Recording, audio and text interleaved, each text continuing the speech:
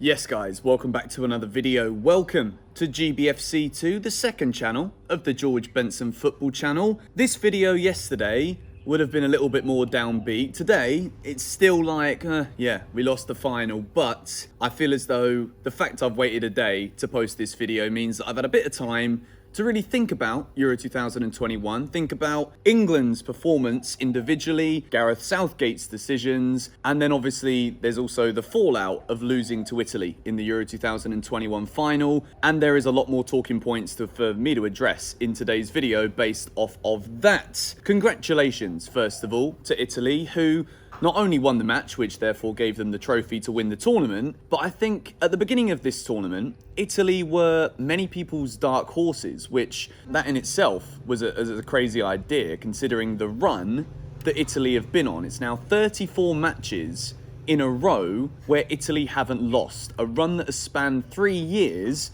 And of course, when England fans, myself included, we all got excited in the lead up to that final thinking, it's at Wembley, it's one better than what we did in 2018 in Russia. We're finally in a final for the first time in 55 years. It's got to be coming home. And unfortunately, it didn't come home in the sense of the trophy cabinet doesn't have a nice shiny silver European Championship trophy inside of it. But I do think overall, in terms of what the "it's coming home" phrase actually stands for, I think apart from a select few people who we're going to talk about a little later on in this video, football did well and truly come home this summer during the Euros, and I look forward to the World Cup in Qatar next year, where this already talented England squad is going to have the experience of getting to the final in a major competition, and then obviously another Premier League season as well. There is going to be a lot more experience in this England squad when we go to Qatar in 2022, and of course that all does depend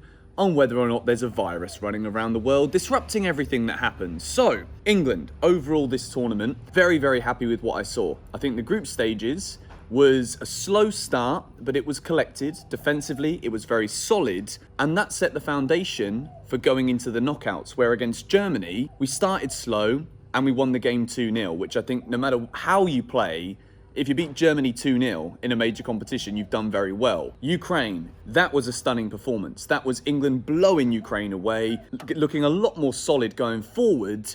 And then Denmark, I just thought overall was a fantastic game of football that England deserved to progress from. And then in Italy in the final, to score the way that we did in the first 2 minutes, I'm going to talk you through what I was like. You know, it's one of those where there's some games that are big that you watch and then the next day you don't even remember what you were thinking because you were too smashed when you go to bed that night. But I was actually pretty good in this final. I was nervous, having a couple of beers, a couple of glasses of bubbly, you know, as you do, getting into the occasion. To score after 2 minutes, I was absolutely flying. But I also knew that to score an early goal against the Italians means in order for you to actually progress on and win the game, you cannot sit back and let Italy come to you. What Italy have been very good at this tournament is being persistent when they're breaking teams down. They've scored the joint most goals, or I think the most goals in the tournament, created the most chances. They have players like Insigne, Immobile, these guys that can get forward and really hurt opposition defences, with the likes of Marco Verratti, who put in more tackles than anyone else in the tournament behind him. Jorginho, the anchor man, as we know as Chelsea fans, he does it for Chelsea. He's done it incredibly well for Italy in this tournament as well. To be able to sit back and invite the pressure that Italy put on England, for me was a big mistake. I think people talk about Southgate substitutions and the timing of them. I also believe that despite being very proud of the team, I think it's very important here that if I criticise Southgate, it doesn't take away from any of the overall pride that both Southgate and the players and England fans should feel about what we've achieved this summer. But I will say this, when England have so many good attacking players available, to actually put out a starting 11 with 8 defence-minded players, for me, is asking for trouble. You get, I guess some could say, a lucky start to the game, but it was a brilliant goal. I said it to everybody I was watching the game with. I said, in terms of a quality goal in a final, that was a brilliant team build-up, wonderful finish. It's one of the best goals I've ever seen. From a footballing side of things, to actually create a move like that and a chance like that within the first 180 seconds of the game was phenomenally impressive from England. It was an excellent goal, but then the way that we didn't capitalise on the momentum that goal would have given this team, with the reaction from the fans, the bedlam in the stand. I think we should have done a lot more to pursue that second goal in the first half. And I think Italy was shell-shocked for a few minutes after that goal. And I think that is the time when, in hindsight, I think it would have been better if England had more attack-minded players on the pitch. And then in terms of when Southgate actually made the substitutions later on in the game, I think when Italy equalised, it had been coming. And I think it is very unfortunate. Pickford makes a great save, it comes back out, and then Bonucci scores, which, by the way, Chiellini and Bonucci, no matter what you want to say about Chiellini trying to flipping choke Saka or whatever, phenomenal display from both of the Italian centre-halves. Italy deserved it, I think, in my opinion, because as extra time drew on, I was just like, even though I knew that penalties was going to be a disaster, I kind of just wanted it to be penalties just so that I knew what to expect. I thought if extra time would have gone on for an additional 5 minutes, I think Italy would have gone on and won.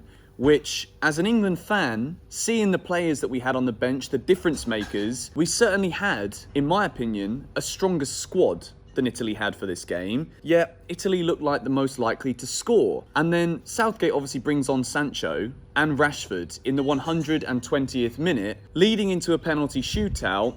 And then obviously the huge talking point has been that maybe a 19, 20, 21-year-old shouldn't be taking the decisive penalties for England in a major competition. I think it's less about the age and more simply a case of if you come on in the 120th minute, you've not had any time to get involved with the game, and then to actually just be asked to basically come on and take a pressured spot kick, the pressure of what is already a highly pressured situation on the individual, it's even higher because he's had no time to impact the game. He's literally there to kick the ball once.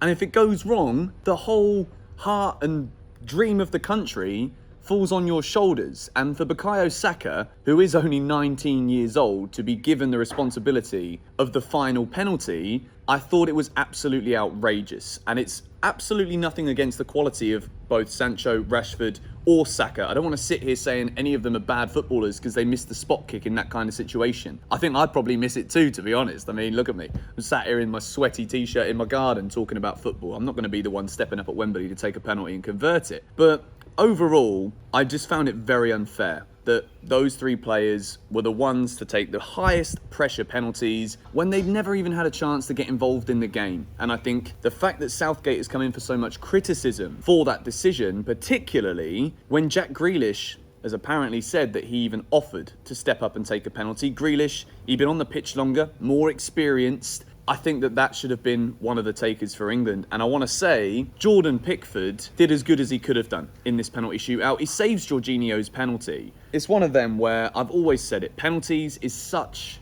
a horrible way to decide a football match, but it's also the way that we know. It's also what we expect. There's you can do as much practicing of penalties as you want to do, but in those moments, there is so much pressure, and I think that the fact that this England team is so young means that we were always going to be up against it when a match of this magnitude goes down to this kind of lottery. And penalty shootout is a lottery, you know. Jordan Pickford did well. It's sad for England, and obviously, as an England fan, I strongly believe that this team can do absolute wonders in major competitions. I think we'll go into the World Cup in Qatar as one of the favourites because of the quality of the squad, the performance we've put in here at this Euros. England, I think this is not going to be the first time we see them in a final of a major competition in the next 10, 12 years. So that's a positive. And I kind of want to wrap it up by going full circle on the comment I made about, even though we've gone on about it's coming home, you know, I've been absolutely I don't care about England losing and being told, well, it didn't come home, did it? Because what we do with this and the things we buy into with football is we attach ourselves to something bigger than what we are. And the whole "it's coming home" phrase has been something that has united English people during a time where I feel as though we've been less united than ever before. You know, we're annoyed with politics, we're annoyed with COVID, we're annoyed with plenty of things, and football was the glue to make people's summer this year a lot better than it was last year. We know that for a fact. For me, I didn't even look at my phone yesterday. I didn't want to engage with anything. I was upset, I was annoyed, heartbroken, whatever you want to call it. And when I looked at my phone today and I saw all of the abuse that had been thrown at Saka, Rashford, Sancho, of course, there are elements of football where if someone misses, and it is the decisive kick in a game. People are going to be upset with that player, but the spin-off, which has been the very sour ending to this beautiful tournament, is that once again, racism is at the forefront of all of these conversations. And to actually still be proud of this England team and the fact that it's coming home, we should only really be talking in a conversation right now about how good the players were, how good Southgate was, how good it was to see England in a major final, getting as close as we possibly could. But instead, once again, there is a small minority of people, yet it doesn't matter if it's 1, 50, 100, 1,000. It doesn't matter how many of it is. It shows that the biggest issue in England right now is not the fact that we don't have a nice shiny trophy that we need to polish in the cabinet. It's the fact that we still have racism at the forefront of some of our minds, which I've always said it about racism. It's very difficult to educate on this without simply standing up and saying that it is just absolutely categorically wrong. It always has been wrong. And especially now, I find it really flipping sad that this is still even a thought in someone's mind, that saying some of these things is a necessary way to show your frustration at a man missing a goal in a football match. It's disgusting. It's disgraceful, and it's tarnished. Well, obviously, if England would have won, none of this would have been said, because these people would have shut up, kept singing their names, and forgot about the deeper rooted problems that they can't seem to quite get out of their brains because of their lack of education. It is still here, and I just want to, it's very hard to address these things really and actually conclude it, because you could talk about this for hours because it's just wrong. But I hope that social media platforms can do all they possibly can to monitor and eradicate this kind of behavior. People should have to verify their identification to sign up. People that hide behind these alias names and pictures of other footballers and all of this stuff is a massive, massive problem when it comes to abuse. And I don't receive that much abuse as a YouTuber, quote unquote, but I still get it sometimes where people hiding behind, like, I don't know, a picture of a squirrel or something, start telling me about how bad I am as an individual human being. It doesn't bother me, but racism targeted at these footballers who are already hurting so much because they got so close to bringing us what we wanted but didn't quite manage to make it. People posting these kind of messages need to be banned from social media, locked up in a prison cell, and educated. Just wanted to vent my frustration at the matter. England get to a final. We don't win it, but I do believe we'll win the World Cup next year. So you can quote this one from GBFC 2 on the, whatever it is, 13th, 14th of July 2021. I do believe we'll win the World Cup, and it is still coming home. Thank you guys for watching. Subscribe if you are new. Hit the like button if you enjoyed this one. See you guys later.